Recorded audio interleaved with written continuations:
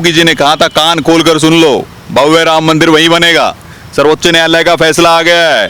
यदि किसी को तकलीफ हो, कोई गुंडागर्दी करना चाहे, किसी में हिम्मत हो तो कोई गुंडागर्दी करके दिखाए। प्रदेश की जनता के खिलाफ खड़ा है, प्रदेश का सौहार्द बिगाड़ने का प्रयास कर रहा है, उससे हम वसूलेंगे। जो मीम और भीम का नाम पर राजनीति करने वाली मायावती जी कहाँ गायब हो गई हैं? पुलवामा में जो घटना हुई, तो पुलवामा के जो हमारे शहीद पालम एयरपोर्ट में लाए गए तो पबजी खेल रहे थे राहुल बाबा।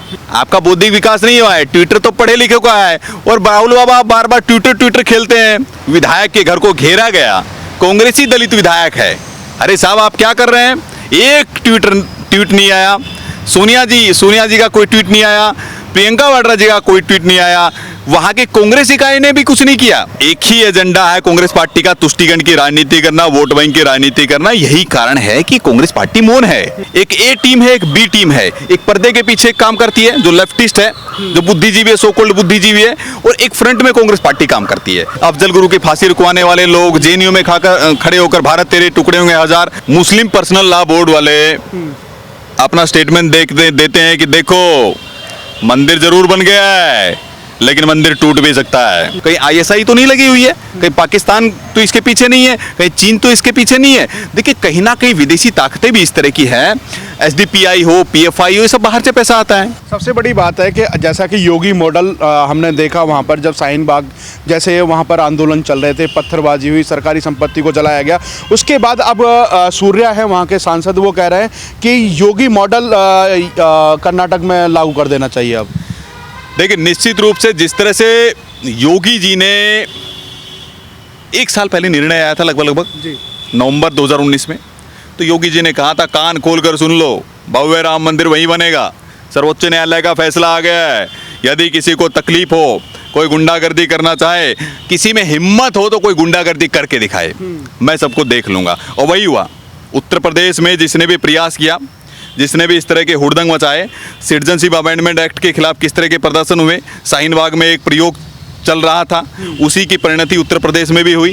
किस तरह से वहाँ बुलंदशहर में और अन्य जगहों पर उसी तरह से वहाँ पर हमले हुए, तो क्या किया योगी जी ने? योगी जी ने एक्शन लिया। योगी जी ने कहा कि जो भी दंगाई है, जो आतताई है, जो प्रदेश की जनता के खिलाफ खड़ा है, प्रदेश का सौहार्द बिगाड़ने का प्रयास कर रहा है, उससे हम वसूलेंगे। तो निश्चित रूप से वसूलना चाहिए। जो भी दंगाई है, जितनी भी क्षति हो रही है, उसकी आपूर्ति करना, उसकी पूर्ति करना उन्हीं दंगाइयों के हवाले कर देना चाहिए और वही मॉडल लागू करना चाहिए। और निश्चित रूप से मुझे ऐसा लगता है कहीं ना कहीं येदियुरप्पा सरकार उसमें कामयाब हुई है। लेकिन सवाल ये उठता है कि जो मीम और भीम का नाम पर राजनीति करने वाली मायावती जी कहाँ गायब हो गई हैं? मुझे नहीं समझ में आ रहा है। मीम और भीम की राजनीति करने वाले चंद्रशेखर रावण कहाँ चले गए? अरे प्रियंका वाड्रा जी आपके तो मित्र रहे हैं वो पुराने, आप तो उनका सुख दुख की साथी रही है, अस्पताल में जाकर के मिलने चली पहुंच जाती हैं। और सोनिया गांधी जी, राहुल बाबा जी, बार बार जो पबजी खेलने वाला व्यक्ति है। अभी देखिए, एक मज़ेदार आपको बात बताता हूँ। जो व्यक्ति पबजी खेलता था, आपने देखा होगा कि जब कुछ शहीद हुए हमारे, और पुलवामा में जो घटना हुई, तो पुलवामा के जो हमारे शहीद पालम एयरपोर्ट में लाए गए तो पबजी खेल रहे थे राहुल बाबा। तो राहुल बाबा पबजी खेलने वाला बच्चा आज ट्विटर खेलने लगा है, उसको लगता है ये भी पबजी ही है।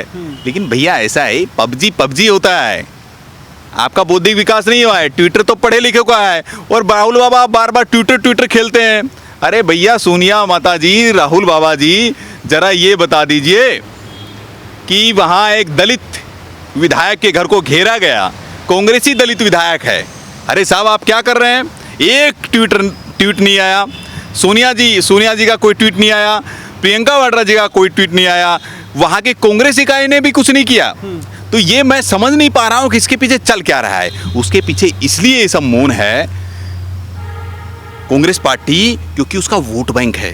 ये तुष्टिकरण की राजनीति करने वाले 70 सालों तक केवल तुष्टिकरण की राजनीति की है। इस घटना के अंदर अगर ये मूर्ति हैं, अगर ये उस भीड़ के बीच में फंस जाते, अगर चले भी जाते, तो उनको तो नया नेता मिल जाता वोट बैंक साधने के लिए। इस वजह से ये सामने आकर के बोल नहीं रहे। देखिए, ना तो कांग्रेस पार्टी इसलिए नहीं बोल रही है क्योंकि तुष्टिकरण की राजनीति करती है, एक ही एजेंडा है कांग्रेस पार्टी का, तुष्टिकरण की राजनीति करना, वोट बैंक की राजनीति करना। यही कारण है कि कांग्रेस पार्टी मौन है, एंटोनियो माइनो जी मौन है, राहुल बाबा मौन है, पबजी करने वाले, ट्विटर करने वाले वो मौन है, प्रियंका वाड्रा मौन है, बार बार दलितों की जो मसीहा बनकर घूम रही थी बीच में, वो मौन है। और एक बात और समझिए, वोट बैंक की राजनीति कितनी बड़ी होती है साहब।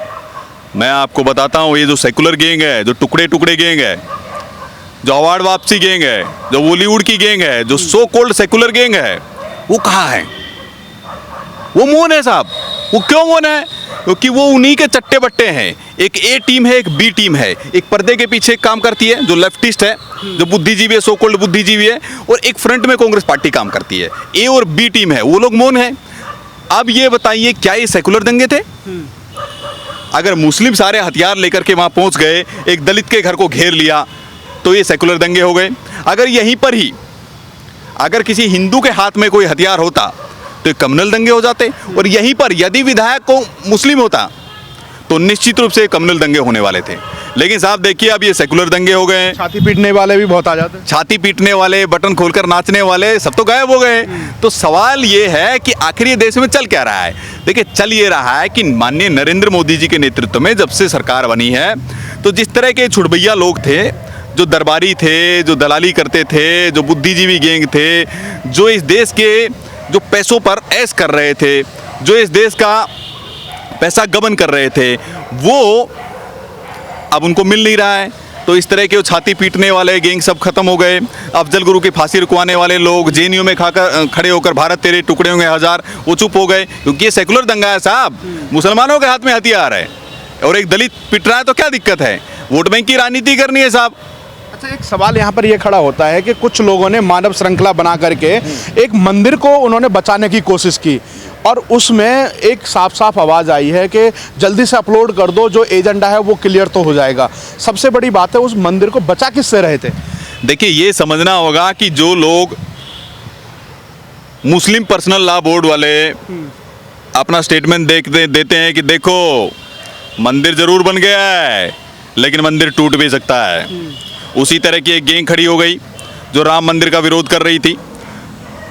जो लोग मंदिर का विरोध करते हैं, कैसे आप राम मंदिर का विरोध करने वाले लोगों से आप कैसे समझ सकते हैं कि वो मंदिर का समर्थन करेंगे? भी कैसे हो सकता है? तो एजेंडा उनका सामने आ गया, उसमें से वो वॉइस निकल करके आ गई। तो इस तरह के एजेंडा चलाना और इस तरह की कार्रवाई करना, ये इनका एजेंडा है। लेकिन मैं एक बात कहना चाहता हूं कि बेंगलोर जो एक आईटी सिटी है, प्रोफेशनल्स वहाँ पर रहते हैं, पढ़े लिखे लोग रहते हैं, वहाँ पर ये जिहादी मानसिकता के लोग क्यों आ गए? उसका एक कारण आपको समझना होगा। कारण ये कि ये लोग जहाँ जहाँ बहुसंख्यक होते हैं, जहाँ जहाँ भी बहुसंख्यक हो जाते हैं, 30% हो गई इनकी आबादी, 40% जहाँ पर आबादी हो गई, वहीं पर इस तरह के दंगे होते हैं, इस तरह की कार्रवाइयाँ होती है, इस तरह की आगजनी होती है। ये दंगाई वहीं क्यों पैदा होते हैं साहब? तो एक ही एजेंडा है इनका, देश को बर्बाद करने का। और मानव श्रृंखला की तो बात साहब मैं ऐतिहासिक में बताता हूँ आपको, किस तरह से आप याद कीजिए महाभारत। हम लोग छोटे थे, बच्चे थे, तब भी हम लोग खूब महाभारत देखते थे, और लॉकडाउन के समय हमने महाभारत देखा। अभिमन्यु, अर्जुन के पुत्र अभिमन्यु को, सुभद्रा के बेटे अभिमन्यु को किस तरह से मानव श्रृंखला बना करके कर्ण ने, जो दानवीर थे, दुर्योधन ने, द्रोणाचार्य ने, सारे लोगों ने घेर करके मारा साहब। तो ये जो मानव श्रृंखला की बात कर रहे हैं, ये बचाने के लिए मानव श्रृंखला नहीं थी, ये अपना एजेंडा दिखाने के लिए। और साहब मानव श्रृंखला बना करके ही तो आपने उस घर को घेरा। भाई मानव श्रृंखला ही तो बनाया ना, आप इतने लोग इकट्ठे हो गए।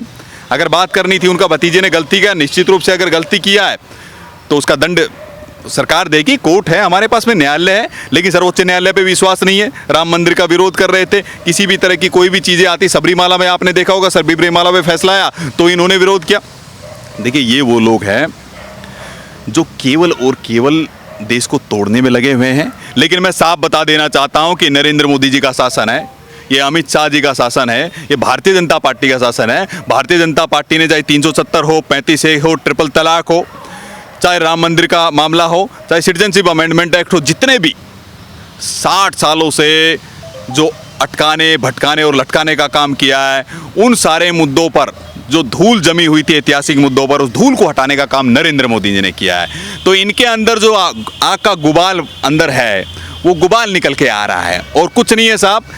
जो जिन्ना दाढ़ी वाले जिन्ना ओवैसी है, उनके जो दो भाई हैं, भाई और वारिस पठान जो उनके नेता है, क्या कैसे के भाषण देते हैं।